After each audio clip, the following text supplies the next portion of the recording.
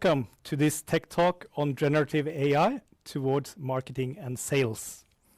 In the dynamic realm of marketing, the advent of generative AI marks a pivotal shift towards enhanced personalization, efficiency, and innovation. This groundbreaking technology empowers businesses to forge a deeper connection with their target audience. It also revolutionizes the way they engage with and convert customers. So I'm Morten Kamphaug. I'm a director at Deloitte within cloud transformation. And with me today, I have a very expertful panel. So starting here in the studio, we have Alexander Dahl, the Vice President of AI and Data for Lardal Medical, which is a global provider of medical simulation solutions. We have Johan Rostrup, the Group Director of Technology and Insight for Gjensidige, a large Norwegian insurance company. Also, we have some participants on the digital side. So first of all, the Nordic CTO of Google, Ted Schoenbach, and our own partner, Michael Winter, within AI and Data in Deloitte. Welcome, everyone. We've been looking forward to this talk. So perhaps we should start with you, Ted. Let me ask you, how do you think Gen AI will impact modern organizations over the next 5 years, let's say? Also, do you think this is pivotal to how businesses will be conducted, or is it just a hype? So I think, I think for this year, 2023 has been an amazing, wake-up moment. And I guess you could call it a bit of a hype this year because there's been a lot of amazing use cases and examples and testing and proof of concept, right? But a lot of the products available have not maybe been enterprise class and production ready until kind of the last few months. So I think, going into next year, we will see an explosion of generative AI coming into production across, pretty much every type of use case. Personally, I don't see this for a single second being a hype. I turned 50 years old 3 months ago.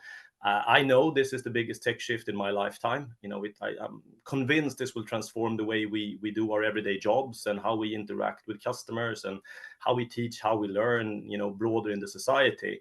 And it's going to go fast, I think, the way we will explore and see this, obviously in our day-to-day job as this comes into workspace or office, with Copilot and Duet, supercharging you in your day-to-day job, but also how we build this into our services and products as companies, meeting our customers' needs in a better way and transform the way we meet with our customers in our products. So absolutely, we're just in the midst of moving from hype to reality.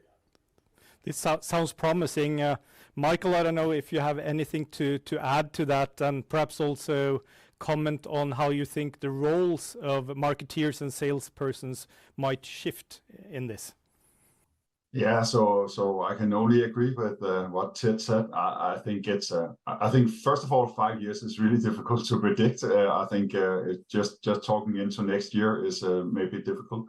I think the pace of the development of the technology is still surprising me, if not daily, then very often. I just spent this morning looking at Google Gemini and all the functionality, and it's really impressive. So I think our biggest challenge also within sales and marketing is to understand the potential and the capabilities that we get in, and not only get hit by the hype, but also looking at the substantial functionality that it provides. So of course, we have known and heard a lot about the use cases around content generation, whether that's images, videos, text, whatever it is, translation from language or into different segments.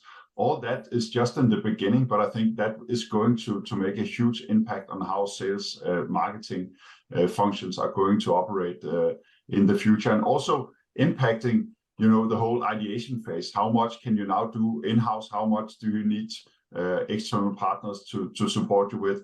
And that is going to change a lot for sure.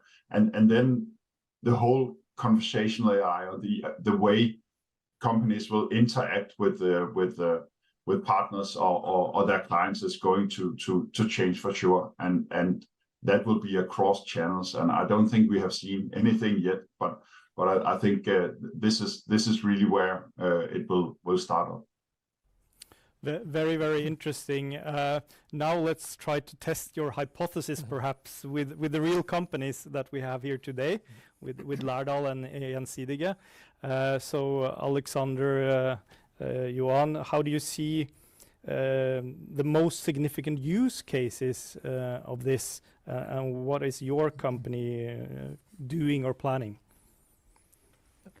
Yeah, so we have some use cases today, but I agree with Michael. It's very difficult to predict, how is this going to go into the future. But we see some things that we are already testing or piloting that are showing very interesting and promising results. So we are looking into how we can help the sales representatives be more effective.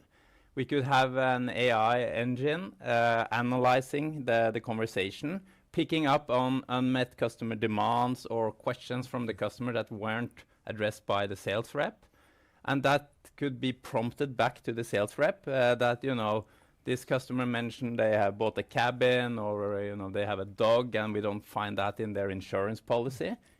Should you ask them if that is something they would like to see? So those are a kind of things we are looking into now. We have been also shown by vendors demos of situations where the Gen AI takes over part of the whole communication with the customer. So the customer calls in to report a claim, and then the AI is showing empathy, is showing emotions, getting the necessary information, informing about the process. And then it can be handed over to a living agent, or it could be kind of fully processed by the AI, and that frees up time that we can use for more kind of value-adding activities toward the customer. Yeah. And also just to add, if you look further into the future, I think, of course, the one-to-one marketing opportunity, where you are actually making kind of a general campaign, but then the AI is helping you kind of tailor each message, each interaction with the customer to that one individual, and doing that at scale, by the way, which I think is also quite scary if you don't do it right. But I think it's a tremendous opportunity to be very relevant for the customer. And that's something we, of course, will be looking into going forward. Sounds like you embrace this already. Very exciting. What about you, Alex? Yeah, I think that sorry, we have started out similar, like you in Gjensidige. We started quite early. The moment we saw that this was coming, we did have quite a bit of experience in the AI field to begin with, so we could rely on.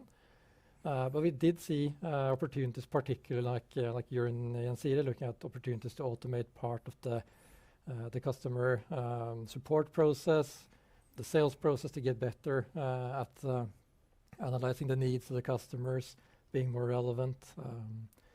I think that we have seen that has been perhaps the most immediate opportunity, and then, as you say, of course, moving into higher degrees of automation as we move forward with even more personalization, and we can see that thanks to Gen AI, we're more able to create chat functions or automated communication that is lifelike in a way, or at least human-like, where those that we had a couple of years ago, of course, nobody liked them, finally have something that feels relevant and can provide relevant and good information to our customers. So I think that there's a lot of opportunity coming in it. I got one quick more point. I think that also this is a capability that's been available to the biggest enterprises through own development and research for a while. What is really interesting now is that Gen AI sort of bridges the gap where small companies can do what only the biggest ones could do a few years ago. The scale sort of... yeah, I think that's really relevant, because that also changes the game a little bit.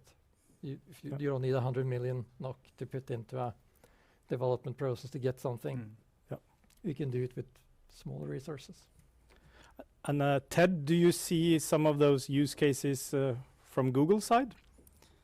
Yeah, no, absolutely. I think all of those use cases you just mentioned, I think, are spot on. And I think what we're seeing, you can use generative AI across almost everything, how you analyze data and everything. But really the earliest, easiest, low-hanging fruit is, transforming customer operations and sales. And historically, customer operations has been a bit reactive, right? Waiting for something to happen, for a customer to call in or an answering questions and solving problems.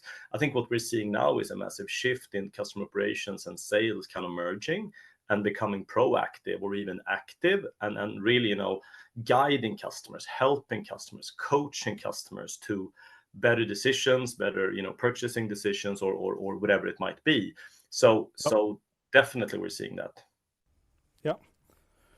Good. And now that we have heard about some potential use cases, I find it interesting to elaborate on maybe some of the benefits. If you just focus in a little bit more on that. So again, Johan, Alexander, can you elaborate on how generative AI in marketing and sales might benefit your business, and how do you think it will benefit exactly yours? Yeah, so I think what we will see is that the sales and marketing teams will be much more effective. So let me take one example. If you want to do a marketing campaign, I think the time spent by the team on the creative process can be much more efficient. So you can get the AI kind of outline what is the content of such and such a campaign, maybe provide visuals very easily, and then the team can iterate really fast on that information. Enabling them to kind of move a little bit up in the stack of the work they're doing. And one thing that we are actually doing also in Gjensidige is that we have created a Gen AI pilot where we can access all of the massive data and information that we have in Gjensidige really easily for the teams without deploying an analyst. So if they're discussing a campaign, they can ask the AI, which regions do we have a lower market share than normal for in the youth segment, and they will get the answer immediately. Awesome. So it's like a self-service. It's like a self-service. So, and they can then include that in the process without having to kind of step back, go out, and go back in again. Yep. So I heard a kind of a good quote the other day, saying that in the AI future, everyone will be middle managers because you will manage kind of these AIs that help you with the basic tasks, and you can kind of focus a little bit more on the leadership and the high level tasks. So I think that's very interesting. I think that's also quite similar to what we were saying. Of course, it's very helpful to generate both content and to generate insights. So I've seen that early on. For us also, we have quite a high ambition to increase the customer's ability to self-serve themselves. We have a lot of information on our product, a rather broad product portfolio. So to get that information quickly accessible for the customers in an easy way is something I see that by connecting it to Gen AI, it makes it much, much easier to achieve those ambitions in a good way. I think that's something that for us will be quite transformative. Without it, I'm not so sure it would have been possible at the scale that we're looking at. And another case we actually see is being a global company with a lot of languages we have to deal with. Translation. Yeah. I can actually go and get good quality translation, even if it's just an email or if it's a document, whatever. It saves a lot of time and makes us much more efficient. Yep. And this sounds very promising, and it seems to be working pretty well as well. But I think we have to talk a little bit about concerns here as well, and also a little bit how do you kind of implement this in the right and ethical way. So Michael, Ted, how do you, with some of the common challenges or concerns businesses face, how do you go about doing this in a risk less way? Yeah, should I go first, Michael? Yes. So I think good question. I think it's a common question we get. It's easy to kind of build up energy and inspiration around this, but then when people play around with it and they poke it and they test it, but when it comes to putting it in production, people realize there are things that needs to be in place. Like first of all, data security, right? So knowing that your data is safe, that your data is yours, and you're not using that data to train models or leaking into models. And I think that comes down to picking the right service, right? If you pick an enterprise class service like Google Cloud's Vertex, your data is always yours. We don't touch it. We don't, use it in any way. When you're using the models, your data is not used to train our models and all of that. So I think that comes down to picking the right enterprise class service.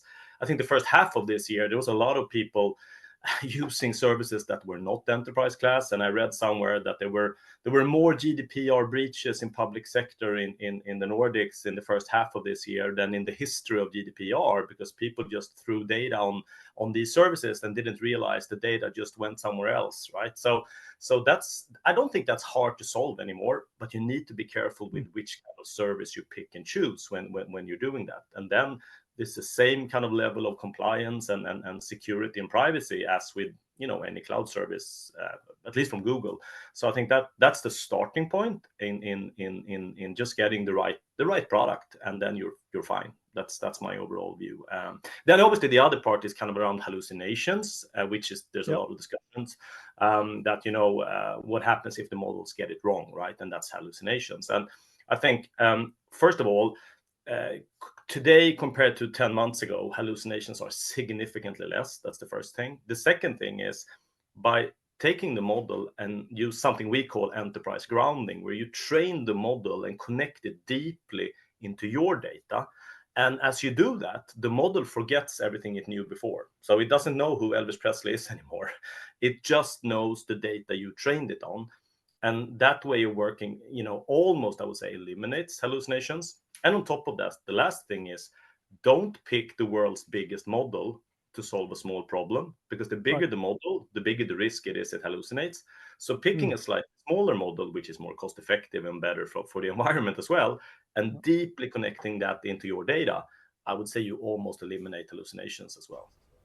Very interesting perspectives. How do you see it, Michael, with our clients and on? Yeah, so to add, I think responsible AI is a topic, is a theme that goes across. How does companies and organizations deal with that and position towards that, and especially in a time where technology moves much faster than regulation, right? We know that the AI Act is on its way. I think there was actually supposed to be some final decisions yesterday. I believe it's not yet there, but so we don't know the regulation. So we are somehow in between on that side. So of course that's a concern for most organizations, at least to understand what is for now the right side or the wrong side to position there.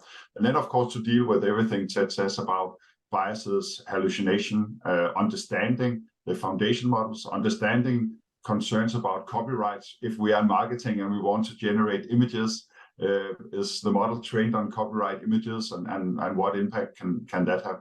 And then I think a lot of if not concerns, but focus, of course, is where to start. Do we start on the inside, so to say, of the company, or do we start with AI towards our customers? So what are the right steps to take? At least it is to start and know where you start and know where you are heading, and be aware of the direction you want to set and the ambition that you have, and build on these learnings. And then of course to have the compliance team close to where you are, because you can have a brilliant idea in the beginning that could be stopped when you are about to launch, because someone looks at it and say, no, we're not going to do that. So and something that goes along with compliance, of course, is ethical considerations. Everybody wants to have the right position there, but maybe there are also, you can say, some gray zones there on what is the right place to be as a company.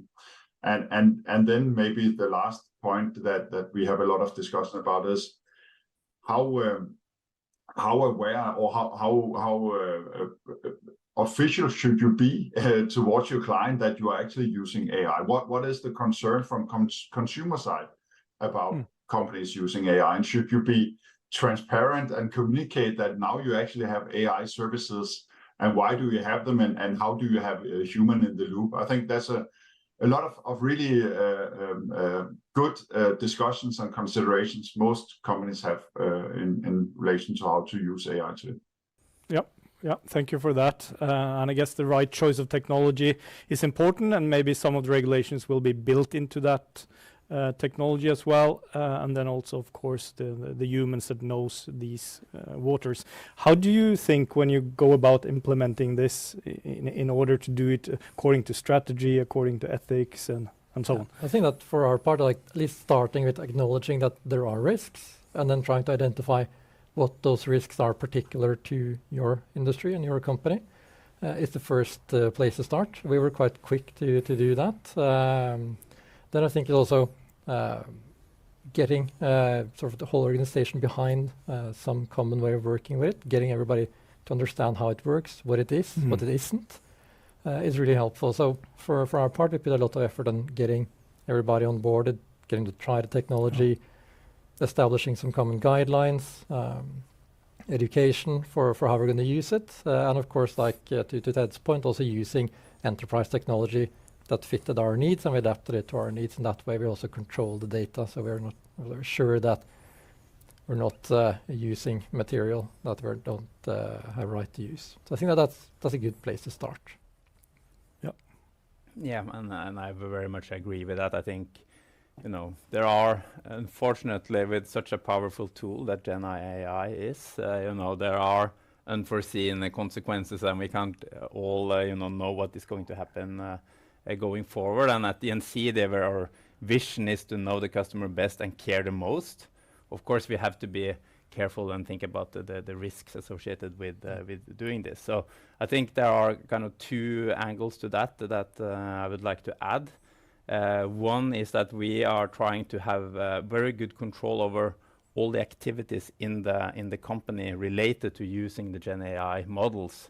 And for each model, there should actually be kind of a risk assessment, both for the model itself and for the use case.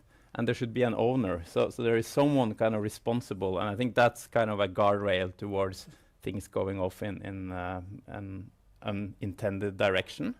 And then I think the second thing is also important that, when we do marketing and sales, traditionally, we've been very KPI driven on short-term metrics. So if you've been looking at what was the conversion rate, what's the CPC for this campaign or the ROI for the campaign, which are very transactional kind of values. And I think when you leverage Gen AI, you can't be too transactional because that will create a bad customer experience.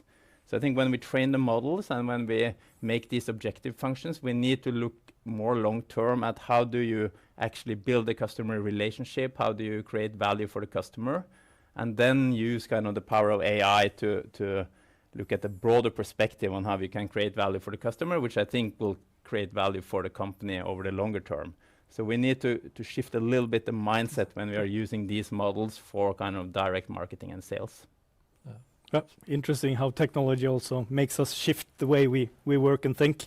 And Ted, this space, of course, marketing, it's very about creatives, and then you get into the area of copyright, infringement, and so on. How is Google thinking about helping customers there?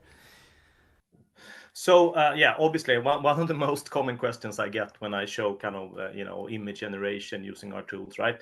So the way we've done this, and to be honest, I was a bit surprised how clearly we communicated around this. So just what is it now, 6-7 weeks ago, Google made it clear that we will have your back. Any lawsuit, any liability issues that our customers would end up in related to copyright when they use our technology, Google will cover the cost for doing that. And the reason why we're doing that is not because we have unlimited amount of money. The reason is we are very confident that this will not happen because we've trained our models on curated data, which is non-copyright data, which I think most of our colleagues in the industry is not applying the same methods. So we are very comfortable that our data, and our use will not have you end up in a liability situation, because even if Google pays your fees, no one wants to get sued and be exposed in the media. So we are very confident that our models don't generate patent or copyright infringements, and we've also built it into our tools. We call it recitation checks, that when you are producing an image, when you're producing text, when you're producing code, programming code, there's recitation checks kind of benchmarking it and measuring it and bouncing it off our our recitation checks to make sure this picture, this code does not exist in any official patents or anything. So I think we've really done a good work in the tools to make sure you avoid it. And even if you would then end up in a situation, Google will cover the legal fees connected to that. So that's how and that's part of our responsible AI principles in doing that, to ease the barrier of entry to using this technology in marketing and creatives. Yeah, so that is putting skin in the game, I have to say. I love practical advice, and you guys told about a little bit how you want to go forward to implement this, but do you have any other practical steps that you really think about now, like let's say next 6 months? How does it look for your companies? I can start. Well, for our part, as I mentioned, we did have quite a bit of capabilities on analytics and AI already when the generative AI wave came, so we had something we could base ourselves on there. What we did try to do was like seeing that this will be transformational at a whole different level than anything we've seen before. It's important to get everybody in the company on board and actually get them access to the tools, let them try. I know that some companies have been very restrictive. We went the other way, so okay, let's find good ways to implement this in our company. Let's make a simple, easy to understand strategy and guidelines around how to use it. Let's make sure that people have the support to effectively use these tools.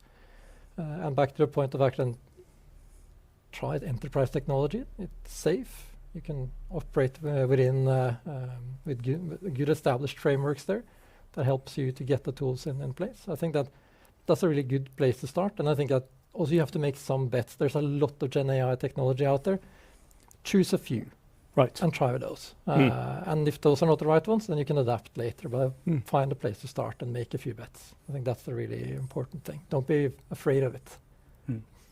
Go and learn. Yeah, exactly. Yeah, nice. Johan? Yeah, very much the same. You know, it's setting the framework a bit with the AI strategy, the AI governance that we have put in place. Then we are, enabling experimentation by fixing our data so it's ready to be used for AI, and providing the platform for people to test it out.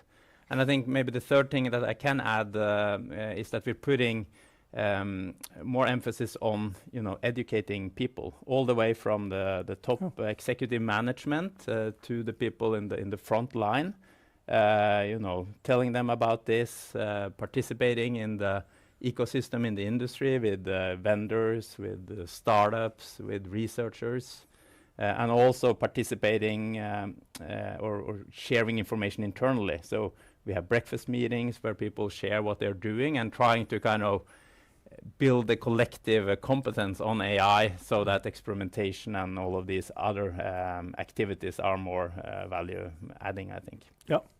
And one of the things that Deloitte is doing is to, for instance, we run knowledge cafes where we invite the leadership, maybe middle management as well, and then invite other companies that have their experience or vendors that can talk about technology and what is coming. So I think we need to get out there, we need to get together and share. Technology-wise, how do you think, because there's so much to choose on different modalities and whatnot, how do you go about that in Gjensidige? Yeah, so we have our large core platform providers that are of course working with the AI kind of ecosystem. So those are the main thrust of what we're doing, but we are also talking to smaller players that have one application. They've come a long way, and then we are looking to take that in. So it could be a provider of call center functionality that is kind of testing the AI agent, for instance. Then we would look if we should establish a pilot with them to learn in that direction. But the kind of the big platform game is with our current vendors, I would say. Yep. Makes sense.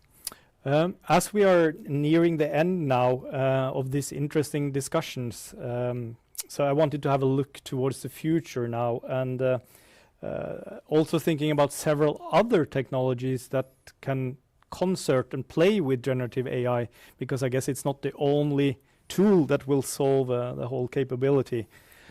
So I want to open this to everyone and think about what are others capabilities and technologies that will play together with generative AI, and in which way perhaps. So I can mention a couple of things that we are doing. Generative AI we use conversational AI in our products.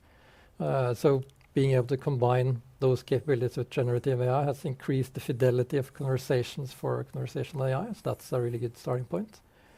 We also looked, like you mentioned, into the future. What's next? How are the smaller players who provide interesting things? So what we see is that the big generative AI models have some limitations for our use cases. So we need faster models that we can run on edge without internet connectivity.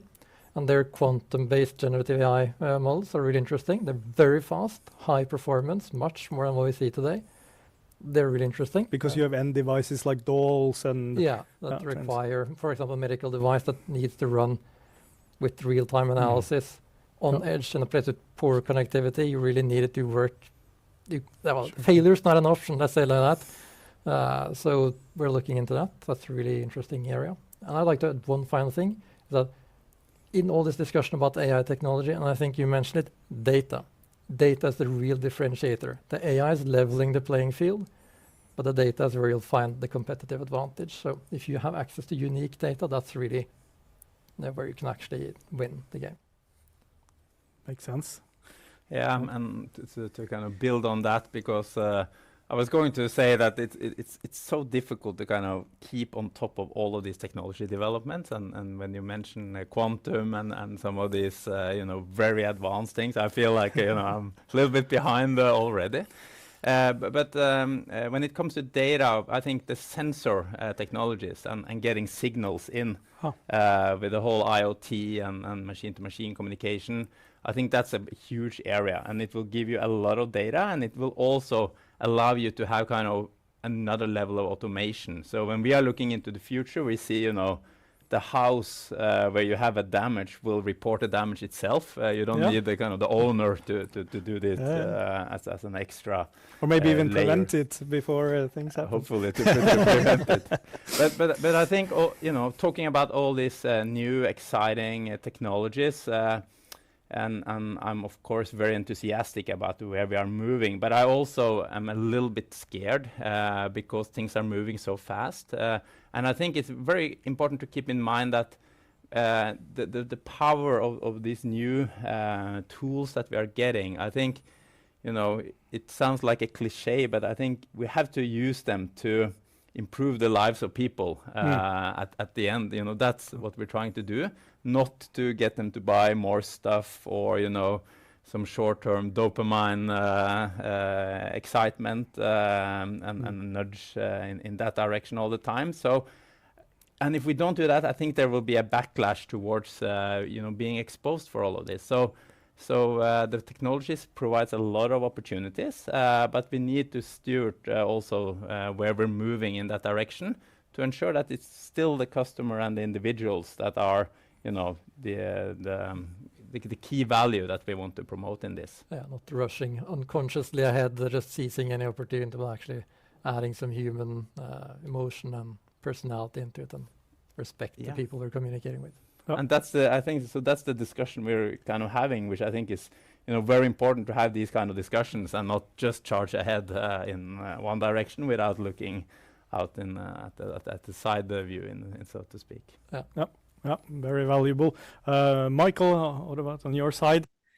Yeah, just to add, maybe be aware that now we have a new, very powerful tool in our toolbox called Generative AI, but it doesn't mean that all problems have to be solved by Generative AI. We have other AI tools. We have a lot of use cases where probably machine learning is the right approach.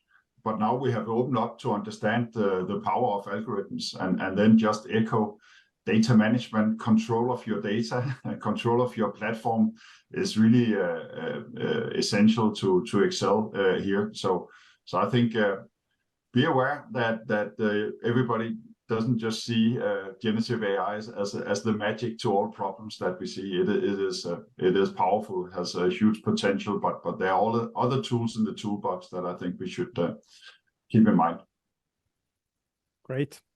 So Ted, go last. Yeah, no, I echo everything you said, but I just feel like, talking about technology and the future, I think it's hard not to talk about what we announced yesterday with Gemini, which I truly think is just as much as a revolution around generative AI as we saw a year ago with ChatGPT. This is a model Google has been developing for the last 3 years. And the uniqueness of this is that it's multimodal. So this means it sees the world around it. It understands videos, text, images, sound, music, just like a human, right? And it can reason around what's going on around it. And adding to that, it can answer with text, audio, music, images, and videos. Wow. So really, I think this is changing the way you can build on this. But I want to come back to some of the things that we've talked about. Large language models come and go. And as amazing as I think Gemini is, 6 months from now, there might be another model out there that do something else. So I really want to, emphasize the fact that you should bet on a platform that supports your business, like we just talked about, a platform that can analyze your data, a platform that can do all of the generative AI stuff, but also bring a lot of different models into play. Google Vertex, we offer more than 100 models, our own, our partners, the open source world. So you can pick and choose to find the right models, the right sizes, the right cost for your use case, right? But also, as Michael said, in that platform, we all offer every other machine learning tool for doing inventory forecasting or things like that. So I think there's also a sense of complexity if you try to bet on 5, 10, 15 different tools that you need to integrate into your data in the back end and stuff like it. It becomes very, very complex. So I think the platform thinking is great, but also betting on a platform that has broad innovation aspects built into the DNA of it, and not just a narrow innovation perspective that kind of locks you down, because who knows which model will be the best a year from now or whatever, right? So I think that's important. So have a look at Gemini. I think you will be blown away when you see what. Thank you, Ted. So I think we're looking at a platform game then here in the long run. That will stay. So I hope this has been an interesting 40 minutes for you back home. I'd like to remind you that our Tech Talk series will start again in 2024. So please pay attention to the webpage. I'd like to thank all the participants today for all your interesting insights. And I wish everyone a great rest of the day, and also a good break when the season end come. Goodbye.